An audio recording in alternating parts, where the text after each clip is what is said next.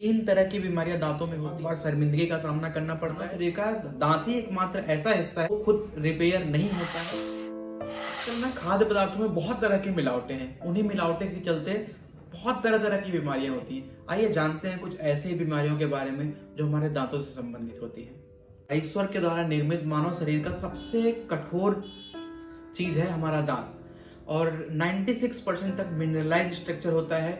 और एक सत्य ये भी है कि हमारी बॉडी में अगर कहीं भी कुछ भी डैमेज हो जाता है तो बॉडी का ऐसा सिस्टम है कि उसको रिपेयर करता है। लेकिन पूरे शरीर का, मानव शरीर का दांत ही एकमात्र ऐसा हिस्सा है जिसमें अगर थोड़ा सा भी नुकसान हो गया तो वो खुद रिपेयर नहीं होता है, उसको डेंटिस्ट से रिपेयर करवाना पड़ता है। अगर जहां तक खराब हुआ उस हिस्से को हटा दिया जाए, उसमें कुछ रिपेयर करके रेस्टोरेशन फिर से फिलिंग कर दी जाए तो काफी हद तक समस्या को आगे बढ़ने से रोक दिया जाता है। खान पीन के चलते और सही प्रॉपर सफाई न होने के चलते ना बेसिक तीन तरह की बीमारियां दांतों में होती हैं। पहली होती है हेलिटोसिस, बहुत कॉमन है। इसकी वजह से एक ये सामाजिक कुरीतियां में भी मैं इसको गिनता हूँ कि लोगों के जिनको मुंह से स्मेल आती है उनको बहुत बार शर्मिंदगी का सामना करना पड़ता है।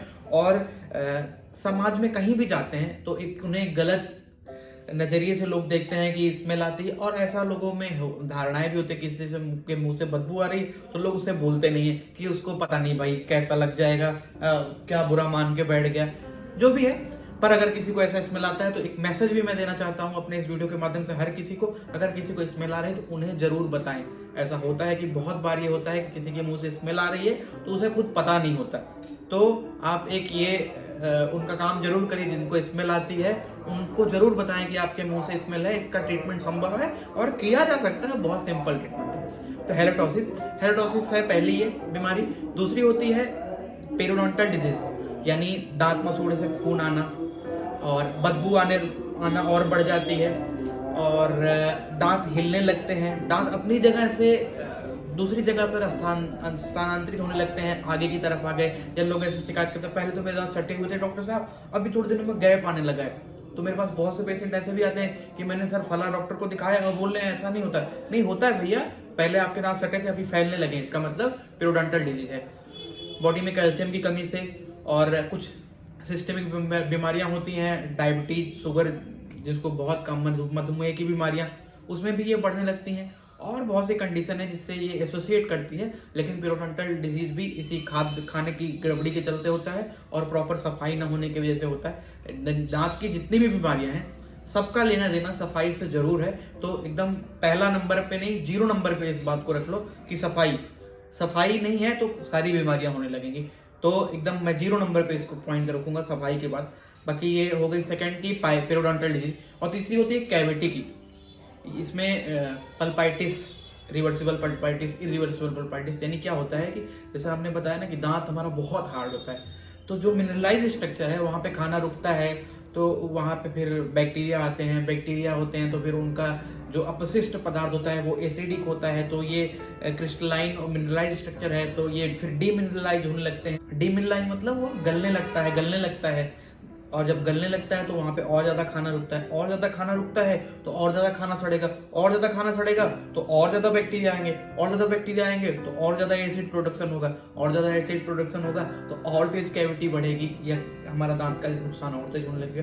तो ये भी एक ऐसी चीज है कि इसको आपने जब देखा कि आपके दांत में कुछ काले काले दिखाई दे रहे हैं, गड्ढे दिखाई दे रहे हैं, आपको, आपके घर में, आपके मित्र को, परिवार में, बच्चों को दिखाई पड़ रहे हैं, तो जल्दी से जल्दी डॉक्टर को दिखाएं। वो जितना है उतना कट करके उस स्ट्रक्चर को डेंटिस्ट हटाते हैं और वहां पे फिलिंग कर देते हैं। आजकल तो ऐसी फिलिंग आने लगी वो पता भी नहीं चलता। इसके बारे में नहीं बात करेंगे कि कितने तरह की फिलिंग आती है, और कोई झाड़ फूक नहीं, कोई देसी उपचार नहीं।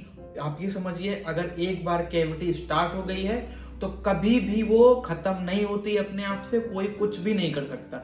बस डेंटिस्ट ही हैं जो आपके उस खराब वाले पार्ट को कट करके हटाएंगे पूरी की पूरी तरह से 100%, थोड़ा भी नहीं छोड़ेंगे। अगर इतना सा भी छोड़े एक बाल के बराबर ना तो फिर वो बढ़ता ही रहेगा। मतलब ऐसे समझ सकते हैं कि ये एक कैटालिटिक प्रोसेस होता है।